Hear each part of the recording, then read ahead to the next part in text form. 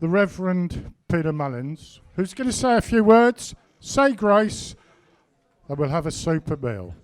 Peter, over to you. Freedom of speech does not...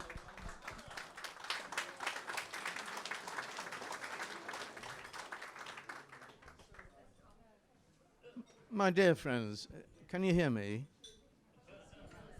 Can you hear? Thank you very much.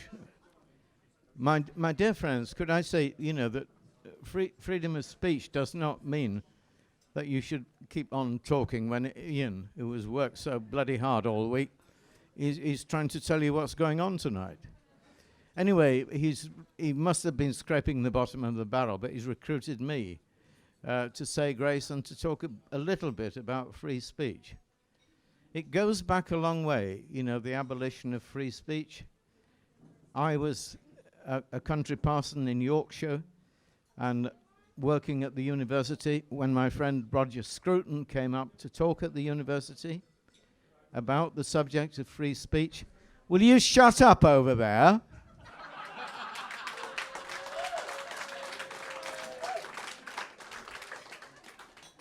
And, by these oiks who were called students at what are called universities, dear Roger was not allowed to speak at all. They howled him off the stage, and he had death threats.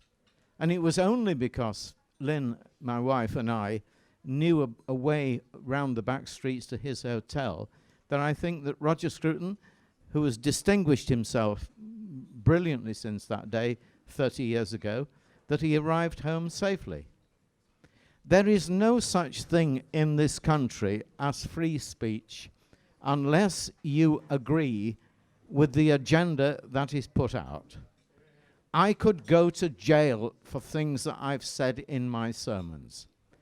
If you want to preach the Christian faith and what it says in the Bible, likewise, you could go to jail. They could probably behead you for it. This is not a decent country to be in, and we've got to do something about it. And that's why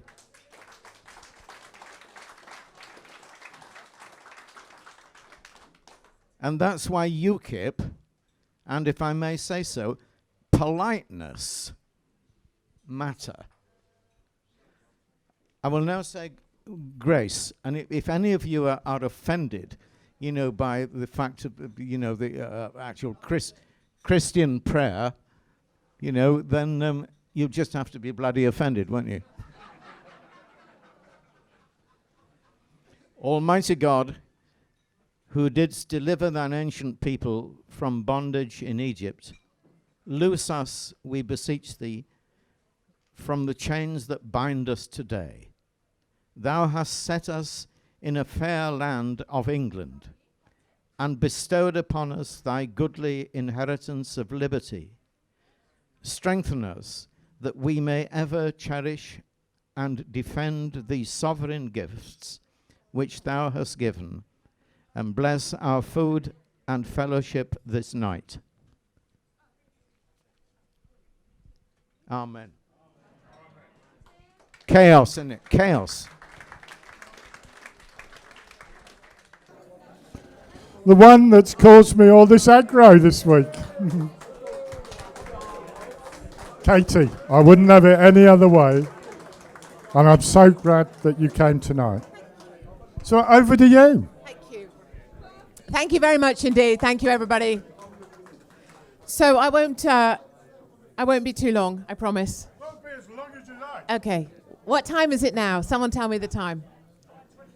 9:24. Right, young people, belt it. That back table, you, shush. Thank you. You, sir. Oi, Tubbs, shut it. Hey, seat, go. Good. Anyone else? You, with a bow tie. What do you think you are, a waiter? Sit down. Anyone else want to mess with me right now, or are you fine? Okay, good. This morning I was interviewed by BBC Sussex, who wanted to know how I felt about being banned from the whole of Eastbourne. Normally, when the BBC invite a guest on who's good enough to speak to them for free, because that's what we do, they sort of say some nice things about them. Oh, well, this is so-and-so, and they've done this, and they're a best-selling this, and they've written this, or they've done this, and aren't they fabulous? What did the BBC do to me this morning on BBC Sussex? This is Katie. She was sued in this year for doing this wrong. She was fired from LBC for doing this wrong. She said this nasty thing about this fat person, and she said this terrible thing about this person. She really is the lowest form of the low. Can you even believe it? And let's welcome Katie Hopkins. Thanks for that, BBC. What really pisses me off is I'm paying the bastards to say that crap about me. At least in North Korea, they get their propaganda for free, right? I don't know if any of you here came to the Lewes book talk that I tried to do. Anybody? So I was in Lewes in a church, and I have a book called Rude. It's not related to anything, not politics, not nothing really. It's about being a mum and surviving epilepsy and just normal stuff, my views on life. It's like a handbook for women about not giving a crap about people trying to put you down, that kind of thing. Anyway, I was doing a talk in a church about that, and 2 busloads of Antifa were shipped in from Brighton Polytechnic. They egged the elderly individuals who were leaving the church from a talk before me. 2 of my security guards were injured. One had his bicep torn from his arm. They broke the doors of the church, the windows of the church, and broke through, injuring numerous people. And the lady on BBC Sussex this morning said it was a harmless family protest. The police of the police of Eastbourne went and hid in the View Cinema car park so that they didn't have to get involved. So I have had experiences in Lewes before, but I wouldn't say that it was a peaceful protest. I'm really grateful to Eastbourne District Council for their really warm welcome here for me this weekend. It's been special. I feel really, really welcome indeed. And I was delighted when I got the call from Pat to say, you're banned from the building, you're banned from the dinner, you're banned from speaking, and you're banned from breathing. Thank you very much to Eastbourne Council for that. What I love most of all, of course, is that your venue is the Welcome Building. The left are known for their hypocrisy, but this really takes it to the next level, doesn't it? Eastbourne is known as being one of the unhealthiest towns in Britain. Did you know that? Because it has the most fast food outlets per 100 metres of high street. It's also known as being one of the most polluted places on the planet. Did you know that? No. Did you know that they also call it Smack Central? I said, I'm going to go and speak in Eastbourne. They said, that's Smack Central. I was like, no, that's the council offices you're talking about there. So I think this is a bit of a challenge this evening, isn't it? Coming to speak somewhere where you're banned, where UKIP are widely banned anyway, where you have a good friend in the audience who may be banned as running as leader. It's like being banned from pretty much everything. Ban, ban, ban, ban, ban. I wonder what they won't ban next. And it does rather surprise me, that when you get called and labelled far right, and that's why you get banned, that we would want to try and seek to do that to one of our own. I think that's a very great pity indeed. And I would hate to see anybody in this room ever labelled far right by anyone, especially someone with a bad beard.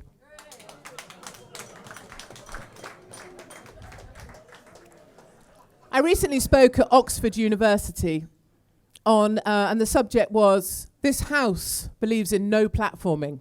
No platforming. I was on a team with Anne Widdecombe. I shouldn't do that, because she's not actually a midget. She's not actually 3 foot. I was on a team with Anne Widdecombe, whom I love. I come from the Southwest. She has been my candidate. I love her. Gerard gives me grief, of course, for backing Anne Widdecombe, but I still love her. Anyway, we're on a team. And Naz Shah was supposed to be speaking on the proposition So Naz Shah was booked. Naz Shah is a very great supporter of mine, you can imagine. Yes, she loves me. She loves me. So she was booked to speak for the proposition. So she should have been proposing, this house believes in no platforming, i.e., yes, we think no platforming's a good idea. I'm explaining it this simply because Naz Shah didn't seem to get it. You know? It was a bit difficult for Naz Shah. So Naz Shah didn't come to the debate she said she would come to because she didn't want to give me a platform.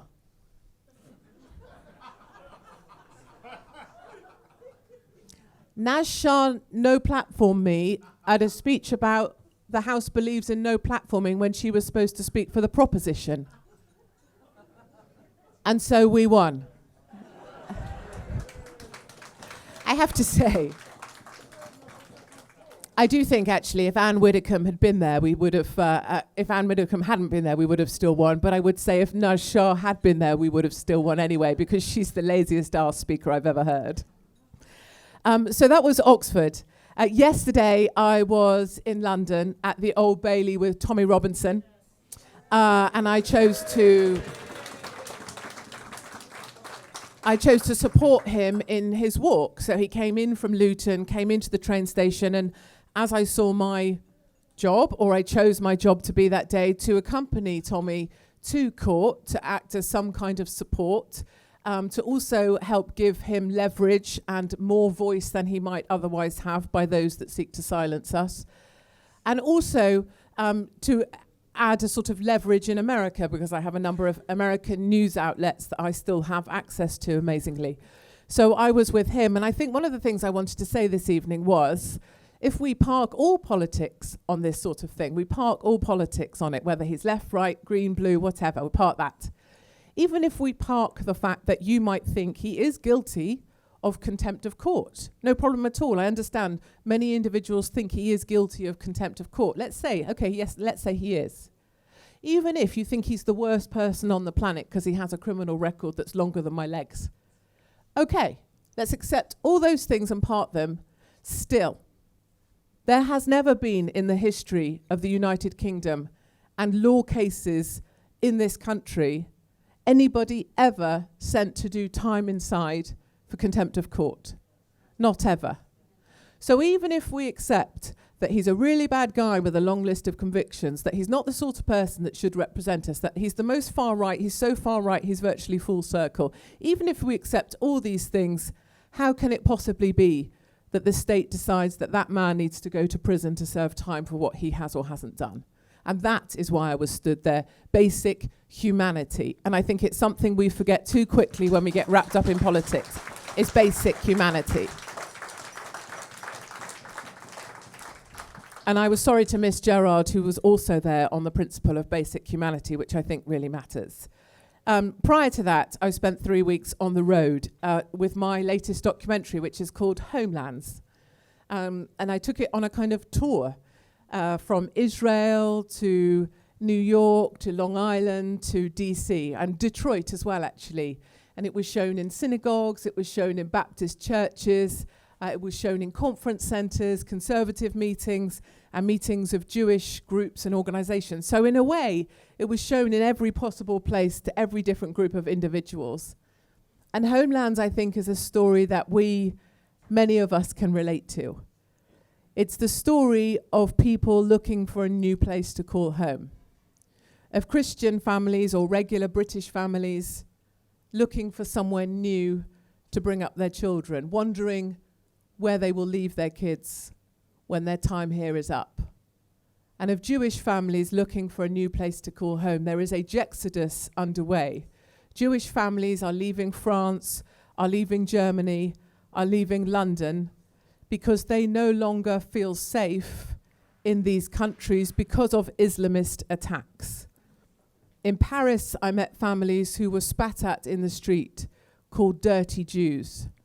I met grandparents in Israel who had already fled to Israel, who had started a new brilliant life there, who were loving their life, had bought apartments, in fact, for their children, because they say it's not a question of if, but when they will come that the Jewish families throughout Western Europe are accepting that it is not if, but when they will have to flee, and they might have to do it fast.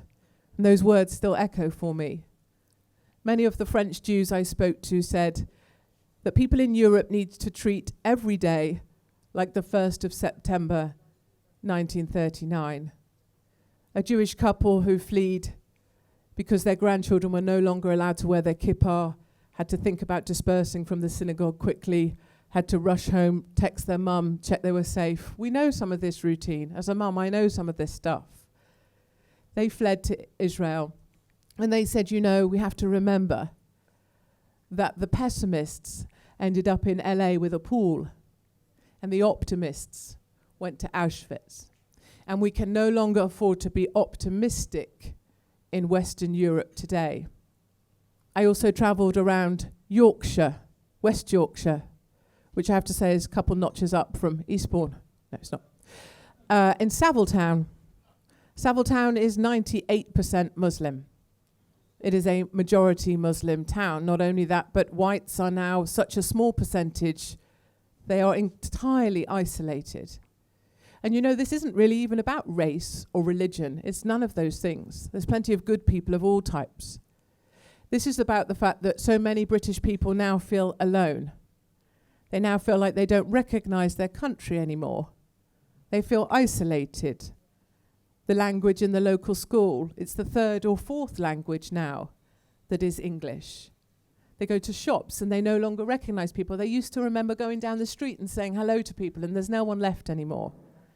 I spoke to a gentleman in the town, in Saviltown, and he said to me, you know, I'm sick of feeling like a second-class citizen in my own home. And for many mothers, many fathers, people in this room too, I'm sure you understand, it's just about being on the phone at 8:30 to try and compete for a place at the doctor's that day. Of hanging up, being in the queue, hoping that you're 5th in the queue, does that mean I can get a slot for my daughter or not?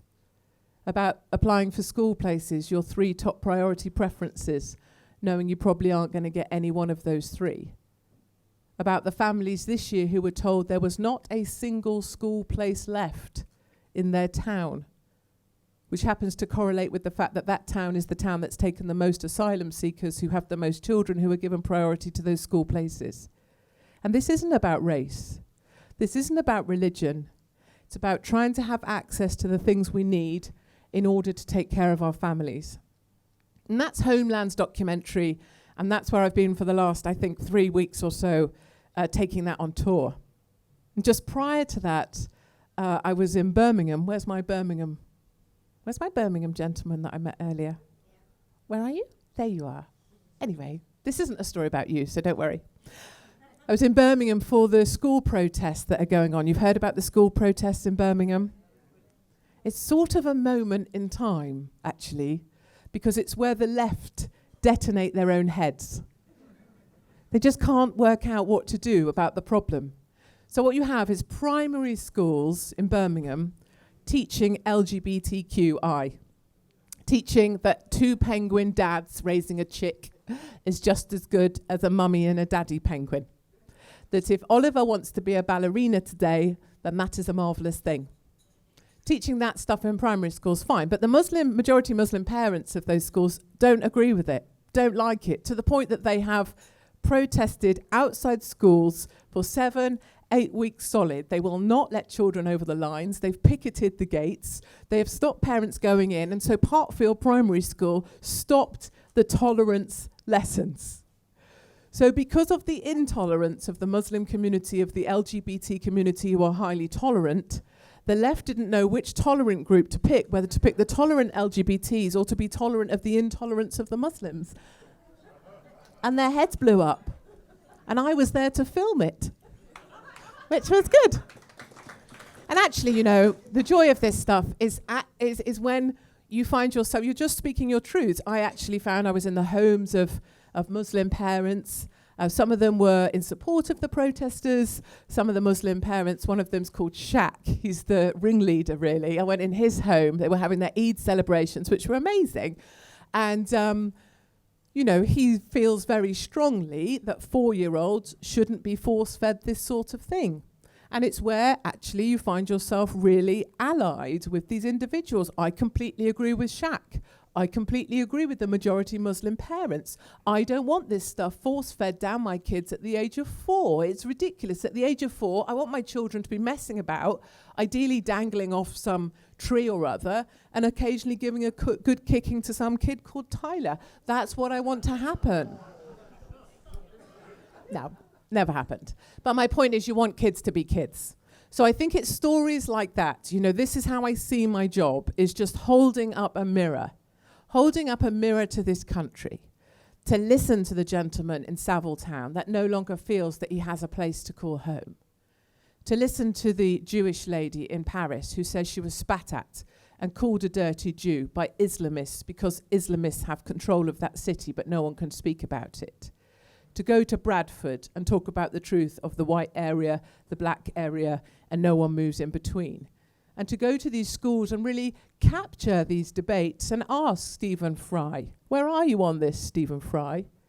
You told everyone how much of a great time you had at iftar and showed people breaking your fast, which you could do with having more times in the month, actually, because you're a bit tubs. But where are you on this, Stephen Fry? Why the silence? Where are you, Owen Jones? I don't hear you talking about this gay issue. It's very convenient for the left what they choose to talk about and don't choose to talk about, I think. And really, that's how I see it. And that's why I am so annoying. That's why I do need to be banned from places. And I do see that I am a pain in the arse. I would like to credit a few people, actually, while I'm stood here. Firstly, I wanted to credit the staff here, the waiters, the waitresses, the people that have helped make this evening happen. Security at the door. Big moment, guys. Big moment. Milk it, dance, do something, anything, go wacky. Yeah, very good. And to this hotel, actually, for showing that in the face of another hotel banning us outright, or banning me, you guys were kind enough to have us here. So I wanted to say thank you very much for that. Appreciate it. Really. Thank you. I admire any waiter or waitress that's able to deliver minestrone soup to a table, because I'd be absolutely shit at it. I would spill it on everyone immediately, and especially if they're wearing white. I'd be like, oh, white shirt, what? And I also wanted to thank lovely Mark. My husband's here, hidden in this room. I'm moving my eyes in a shifty manner so that I don't identify him. But lovely Mark, could be any of you. I always say I'm sort of auditioning for husband number 4, she says, trying to not look at Gerard. So lovely Mark is here. And my point being that Mark and I don't really spend very much time together, which is why we're still married. And he's found it works much better for him that way. And but it's really lovely Mark that's behind this, that allows me to be on the road, that allows my 3 children to have a super, super normal life and do very normal things and only care about what's for tea, or where their swim shorts aren't, or why there's no toilet paper left, and that sort of thing, or where's the toothpaste. So I wouldn't mind if you would all give lovely Mark a round of applause for being my husband and generally keeping me on the road. There, that was really cunning. I've just realised the value of this. Next time he has a go at me for anything, I'm going to be like, I was so nice to you at that UKIP dinner. You can't have a go at me for anything. I'm going to use this forever. So it's lovely Mark that keeps me on the road. And of course they do come for us in a more serious way than just banning us from places or stopping us going to hotels that we didn't want to go to anyway. They've taken every job I've ever had. I was a columnist for The Sun, a columnist for Mail Online, a radio host at LBC, a job that I loved actually because I used to get people's secrets from their kitchens. Because when people are in their pajamas on the phone, they tell you as if you were their friend. And that's really how we find out the truths of a nation. So I really miss that radio job, I do. But they take every job I've ever had, that's fine. They ring social services to report our children, the possibility that our children are being abused or are in difficulty because they have me as a mother. I mean, from a cooking perspective, that is probably true. But in most other regards, they're perfectly safe. But social services every time are obliged to come and check out the children, and I respect that because that's absolutely correct. But I can't help but feeling there's other children out there in the country who desperately need social services more than them having their time wasted at my house. The last time social services rang me, I'd just been on the phone to home. I was in London, and they'd brought prawns for tea. And prawns are like a treat, right? We don't have prawns very much. And Mark said, oh yeah, they had prawns for tea. And I was like, oh, that's awesome. And so the social services guy called, he said, we've had a report about you, there's concerns for your children's welfare. And all I could think to say was, but they just had prawns for tea. I was like, that is not the evidence we need. And they come, once they come for your jobs, they come for your children. They come for your head. So a couple of jihadis tried to behead me for a while there. Mark and I we live way out of the way. It took us 7 hours to drive here today. I keep them far away in a nest, out the way of everything. A team of men dressed in black arrived in the middle of the night. I thought it was some kind of stag do joke, exciting moment in my life, but it wasn't. It was the Secret Services, and they fitted our house up, our home, way out in the countryside with an alarm system. They put a panic box on the top floor of our house. Our house was 3 stories. And they told me, if men come in the house in the night, you're to run to the top floor of your house and shake the panic box, and the police will come.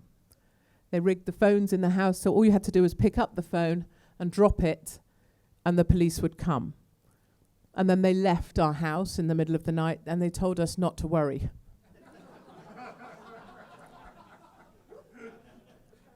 It turned out later there were 2 jihadis that had plotted to behead me. They had practiced on a dummy with a hunting knife, chopping off the head of the dummy. The lady that was involved was called I think. And the gentleman that she wanted to marry, she wanted my head as a wedding present. He was called Shaba, I think. But they both went down, and they're now serving time inside prison. So that's all good. But the state wasn't quite done with me yet, which is why I think I am only a few steps behind Mr. Robinson at any given time. The state realised I was still alive. I think it was somewhat disappointed. And so the government, your taxes, paid for a play which ran in Wales for 3 weeks. And the play was called The Assassination of Katie Hopkins. And those posters went up on billboards around the country. And I will say to you, I keep my mother and father out of this. They're 70 and 72 years old. They're big fans of UKIP. They vote UKIP any opportunity they can. But my mum and dad, that's a really odd conversation to have with your mum when she says, why is there a poster that says the assassination of Katie Hopkins? And you try and explain how that might be funny to the liberal left. So they do that. And then finally they launched, lawfare litigation. They come after you for legal case after legal case after legal case, saying that you've caused offence, so you owe this person this much money, you've said this and that, you owe this much money. I asked a BBC reporter a question about how she bumped into some Muslims who were out showing solidarity after the latest terror attack. Those are staged moments, of course. I owed her money because I asked her a question, and that put her job in jeopardy. Litigation after litigation banked up behind itself to the point where we had to sell the family home in order to be able to clear those debts. But I feel like once they come for your jobs, once they come for your children, once they come for your head, once they put posters up saying they want to assassinate you, and then they take your family home, the very liberating thing about all of that, of course, is there's absolutely bugger all left for them to take. And it means there is no reason whatsoever on this planet that I should not continue to fight for my country in every which way I can.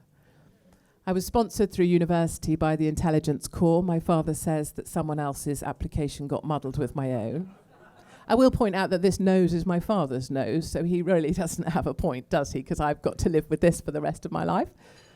I went through the Royal Military Academy, Sandhurst, and I came out of one of 8 girls. We started as a platoon of 30, but obviously we got rid of the rubbish ones. And then I came out for a 35-year regular commission. So I always wanted to fight for my country. I was also epileptic. I thought I could hide it. And I realize now that I'm older and wiser that an epileptic with a semi-automatic weapon is not necessarily the very best idea for our country. I see that. But I've had that squared away as well. So I have a little, anyone that's seen people feeling my head, I'm now a little egg, like a hard-boiled egg. Anyone can come and feel it later. It's one of the exciting things about an evening out with Katie Hopkins. So I'm missing the top of my skull. They chopped the top of my skull off with a saw. I went in, found the piece of tumour that was causing my epilepsy, removed it, and I now am fit-free. So yes, I can beat these things. When Eastbourne Council think they're scary, no. We can beat bigger things than you, sunshines. And so I'm fit free. And so now I feel like I can fight back for my country in a different way. And I do it in the media. I do it with the stories that I tell. I do it with my journalism. And critically, I do it by listening to you guys and trying to help other people listen to the truths that we have, the way that we feel about the country that we love. And you know, the thing I really wanted to say this evening, it's been a really tough time, I think, for UKIP. It was a very great honour and a pleasure to join UKIP on your battle bus and to travel around a part of this country as part of that battle bus. And I can't tell you, and I can't emphasise enough, how many people will come up to members of UKIP just to say thank you. You will know it, you will have felt it yourself, you'll have experienced it, you'll have also experienced the other. But you know, you really have to listen to the people who come up to you to say thank you. Thank you for caring, thank you for giving your time, thank you for trying to stand up for the country, because it really matters. And as much as Farage might ride in, and he has his Brexit party, and we're all on the same bench, and if Brexit gets done, then we've all done terrifically well, the thing I will say is that the authentic voice of Leave is the UKIP party.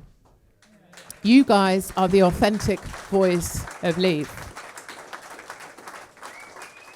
And the thing I know most from all the things I ever do is that by not talking about something doesn't make that go away. So you can make yourself squeaky clean because you need to have mainstream media coverage. I get it. You can launder Brexit like the mafia does with money. And you can make Brexit smell like roses. And Farage has done it brilliantly. It's super astute. It's very clever. If it gets us Brexit, that's brilliant. But you launder that stuff all you want. There is a smell in this country that is not going to go away, and it's the truth that will need to be talked about, and you are the people who are here to help tell the truths that matter that aren't going away. And that's why UKIP matters. That's why you have a role. That's why you have to keep going. And that's why I'm stood here tonight, because our truths matter. Your truths matter. You all really matter. Matters to me that you're here.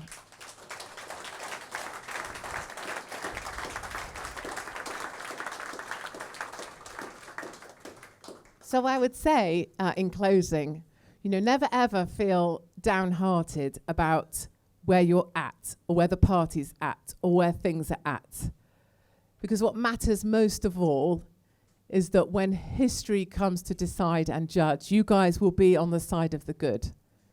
And it's something I ask myself every day. It's a challenge I have to myself when people say, but you get so much stuff said to you. How does it not hurt? How does it not matter? Well, it doesn't matter, because I know who I am. And as much as I can be an arsehole, I'm a terrible cook. I don't do the right thing very often. I've done dastardly deeds. I really shouldn't be on anyone's wedding list. I've never been asked to be a godmother. You know, that tells you everything you need to know about how my friends see me. But I know that deep down, when it comes to it, and I have a horrible feeling history is going to prove me right sooner than I want it to. I want to be wrong. But that we were on the side of the good. So I want you to remind yourselves that you are all here together amongst friends. And together, we will have our voices heard. Together, I think we are stronger. I think we can get furious. And I think we can fight back for the country that we love. Thank you all very much indeed for listening to me.